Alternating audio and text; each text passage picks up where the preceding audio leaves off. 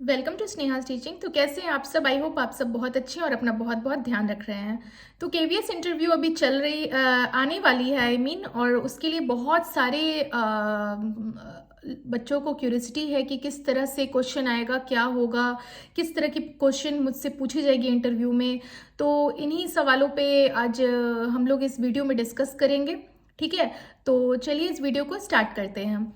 तो KVS interview में बहुत ज़्यादा क्वेश्चंस बेसिकली आपके नॉलेज पे नहीं रहता है, आपके कॉन्फिडेंस को चेक किया जाता है और आपके टीचिंग स्किल्स को चेक किया जाता है। इंटरव्यू में आपके नॉलेज की जो टेस्ट है वो केवीएस एग्जामिनेशन में ऑलरेडी हो चुकी है। तो इंटरव्यू में बेसिकली आपकी जो है टीचिंग एबिलिटीज़, आपकी कॉन्फिडेंस, इन सबको देखा जाता है। तो इंटरव्यू में आपसे पेडागोजिकल क्वेश्चंस भी बहुत ज़्यादा रहेंगे, बच्चों से रिलेटेड क्वेश्चंस बहुत पूछे जाते हैं। इसका ये सबसे बड़ा कारण है कि ऐसा ना हो कि आपको रट्टी रटाए चीज़ों पे बिलीव हो जो आपने बीएड में पढ़ा या सीटेट में पढ़ा, बस किताबी ज्ञान हो। वो आपसे ये जानने की कोशिश करते हैं कि वो आपको एक अनप्रिडिक्टेबल सिचुएशन देंगे जो कभी भी क्लास में हो सकती है और उस चीज़ को आप कैसे डील करोगे, वो आपसे इस तरीके के क्वेश्चंस ज़्यादा पूछते हैं। चाहे वो केवीएस पीआरटी हो, चाहे वो केवीएस टीजीटी हो, जो बच्चों से रिलेटेड क्वेश्चंस है वो बहुत ही ज़्यादा पूछे जाते हैं। तो इन्हीं सब क्वेश्चंस में से एक बहुत ही इंपॉर्टेंट क्वेश्चन है जो मैंने आज अपने इसमें थंबनेल में आपने देख ही लिया होगा कि जो ट्यूशन के बच्चे हैं, अगर आप एक टीचर हो, आप ट्यूशन में भी पढ़ा रहे हो बच्चों को और आप टीचर हो के स्कूल में भी पढ़ा रहे हो बच्चों को, तो ट्यूशन वाले बच्चों में और स्कूल वाले बच्चों में किस तरह से आप फ़र्क करोगे या किस तरह से आप डिफरेंस, मतलब आप किस तरीके का, आपके पढ़ाने के तरीके में किस तरह से अंतर रहेगा। तो ये एक क्वेश्चंस, ये इस तरह के क्वेश्चन पूछे जाते हैं जो है केवीएस के इंटरव्यू में। तो इस क्वेश्चन की आज हम लोग आंसर जानने की कोशिश करेंगे कि इस क्वेश्चन का आंसर आप लोग कैसे दे सकते हो और इस क्वेश्चन का करेक्ट लॉजिक क्या है। अगर आपके भी मन में कोई इस क्वेश्चन का आंसर हो, आपके पर्सपेक्टिव का जो आंसर हो, तो आप भी ज़रूर बताइएगा कमेंट बॉक्स में कि ऐसे इस तरह के क्वेश्चन को कैसे डील कर सकते हैं, क्योंकि इस तरह के क्वेश्चन के आंसर मल्टीपल हो सकते हैं, कोई एक आंसर नहीं हो सकता और ज़रूरी नहीं कि हर आंसर ही गलत हो, बहुत सारे आंसर हो सकते हैं और सभी सही भी हो सकते हैं। तो इसका सबसे सटीक आंसर जो मुझे लगता है, जो मैं आज के इस वीडियो में डिस्कस करने वाली हूँ, कि अगर आपसे ये पूछा जाए कि ट्यूशन वाले बच्चे और स्कूल वाले बच्चे में आप किस तरह से उन दोनों को पढ़ाने में क्या आपका क्या अप्रोच रहेगा, दोनों में क्या डिफरेंस रहेगा। तो सबसे पहली बात, अगर हम यहाँ पे आते हैं तो हम यहाँ पे सिंपली आंसर कर सकते हैं कि स्कूल में बच्चे लगभग, जो स्कूल आवर है 6 से 7 घंटे, बच्चे आपके आँख के सामने हैं। वहाँ पे पेरेंट्स के बाद की होल सोल रिस्पॉन्सिबिलिटी आपकी होती है। वहाँ पे पेरेंट्स अपने बच्चों को आपके ऊपर सौंप के जाते हैं। छोटे बच्चे हैं, पीआरटी के बच्चे हैं, टीजीटी के बच्चे हैं, 8 क्लास तक के बच्चे बहुत बड़े बच्चे कंसिडर नहीं होते हैं, उन्हें हम छोटे बच्चों में ही काउंट करते हैं। और अगर वो स्कूल में हैं, उतने देर हो, आप क्लास टीचर हो, तो आपकी जवाबदेही उनको सिर्फ और सिर्फ नॉलेज देना नहीं है, उनको सिर्फ और सिर्फ ज्ञान देना नहीं है। बात सिर्फ और सिर्फ लिमिटेड टू टेक्स्ट बुक नहीं आती है। वहाँ पे एक टीचर को एक माँ के तौर से, एक पेरेंट की तरह, एक गार्जियन की तरह वहाँ पे टीचर को हर इंडिविजुअल बच्चे पे ध्यान रखना पड़ता है। वहाँ पे टीचर की होल सोल रिस्पॉन्सिबिलिटी आती है। वहाँ पे टीचर सिर्फ और सिर्फ ज्ञान देके नहीं निकल सकते कि सिर्फ इस सब्जेक्ट वाइज मैंने टॉपिक पढ़ा दिया और हमारा टाइम ओवर हो गया। वहाँ पे टीचर को प्रेयर कराना पड़ता है, बच्चे लंच कर रहे हैं कि नहीं कर रहे हैं ये देखना पड़ता है, बच्चे गेम्स में कैसा परफॉर्म कर रहे हैं। हर सब्जेक्ट की टीचर तो अलग हो सकती है, बट एक टीचर ऐसी भी होती है जिसे होल सोल रिस्पॉन्सिबिलिटी दी जाती है क्लास की, जैसे कि क्लास टीचर।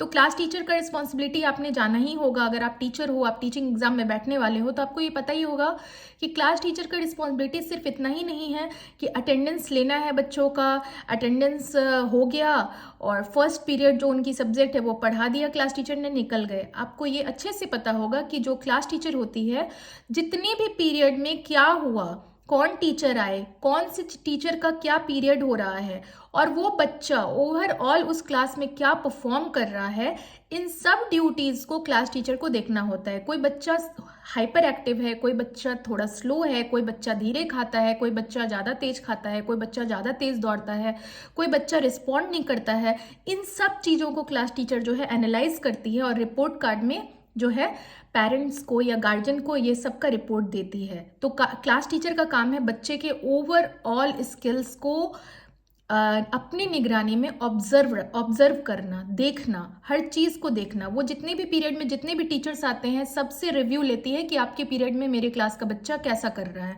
और सबका एक इंटीग्रेटेड रिपोर्ट बनाती है। ठीक है, मैं आपको ये नहीं कह रही कि आप इतना लंबा आंसर दीजिएगा, मैं बस आपको पॉइंट पे लाने की कोशिश कर रही हूँ। इसका आंसर आप शॉर्ट तरीके से भी दे सकते हो, but try to understand the concept of the question. तो मैं आपको एक्सप्लेन कर रही हूँ। ठीक है, ये सिर्फ ना तो केवीएस इंटरव्यू के लिए बल्कि नॉर्मल टीचिंग एनवायरनमेंट में भी ये जो टीचर्स हैं उनके लिए भी ये काम आएगा। तो जब हम बात स्कूल की करते हैं तो वहाँ पे स्कूल में ये बहुत ही ज़्यादा अनिवार्य हो जाता है, बहुत ज़्यादा इंपॉर्टेंट हो जाता है कि बच्चे की नॉलेज ही नहीं, बच्चे को हम क्या पढ़ा रहे हैं सिर्फ उतना ही नहीं, बल्कि पेरेंट बन के आप बच्चे को देख रहे होते हो। वहाँ पे आप किसी एक बच्चे के पेरेंट नहीं हो, वहाँ पे आप अपने आप को सब बच्चे के गार्जियन आप अकेले हो। ठीक है, आप सब बच्चे को देख रहे होते हो, उनकी देख रेख करना, कोई बच्चा गिर तो नहीं गया, किसी को चोट तो नहीं लग गया, अगर चोट लग गया तो उन्हें फर्स्ट एड देना, हर चीज़ छोटी से लेकर बड़ी से बड़ी चीज़ों का आपको उस 6 से 7 घंटों में ध्यान रखना पड़ता है।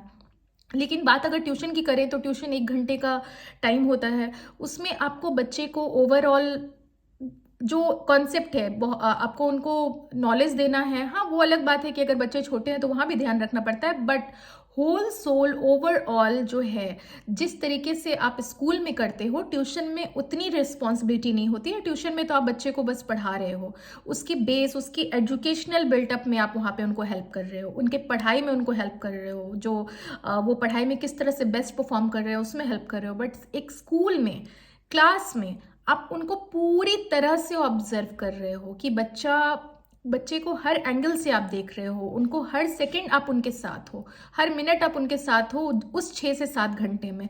तो ये एक बहुत बड़ा डिफरेंस आ जाता है स्कूल में और ट्यूशन में, कि ट्यूशन में आप बच्चे को सिर्फ और सिर्फ पढ़ा रहे हो। हाँ, वो अलग बात है कि वो हमारी गुडनेस है कि ट्यूशन में हमें सिर्फ पढ़ाना ही नहीं और भी चीज़ ट्यूशन में भी देखी जाती है। बट मैं बात कर रही हूँ कि एक ओवरऑल प्रोफेशनली रिपोर्ट बनाना, उनका हर चीज़ देखना, जितनी जानकारी एक क्लास टीचर के पास होती है जो अच्छे से बच्चे को ऑब्जर्व कर रही होती है, पूरे 6 से 7 घंटे बच्चे वहाँ पे होते हैं स्कूल में, उतनी जानकारी शायद ही ट्यूशन टीचर के पास हो पाए। क्योंकि एक क्लास टीचर बच्चे को हर सेकंड देख रही है। बच्चा अगर अपने मम्मी पापा को मिस कर रहा है, बच्चा रो रहा है, तो रो के भी वो अपनी टीचर के पास ही आता है। छोटा बच्चा है, नहीं बैठना चाह रहा है क्लास में, वो हर चीज़ बच्चे को वहाँ पे निगरानी करना पड़ता है। तो आप एक शॉर्ट में आप ये आंसर दे सकते हो कि सर स्कूल के बच्चों को जो टीचर है उन्हें हर वक्त जो है एक पेरेंट की तरह, एक गार्जियन की तरह उनको ओवरऑल जो है उनको गाइड करना पड़ता है, हर तरीके से देखना पड़ता है। ट्यूशन में मैं बस स्टडी कराती हूँ, उनको पढ़ाई कराती हूँ। शॉर्ट एंड क्रिस्प आंसर इसका इस तरीके का हो सकता है, और आंसर वेरी भी कर सकता है, और वो भी आंसर ऐसा नहीं गलत होगा, आंसर सही भी हो सकता है।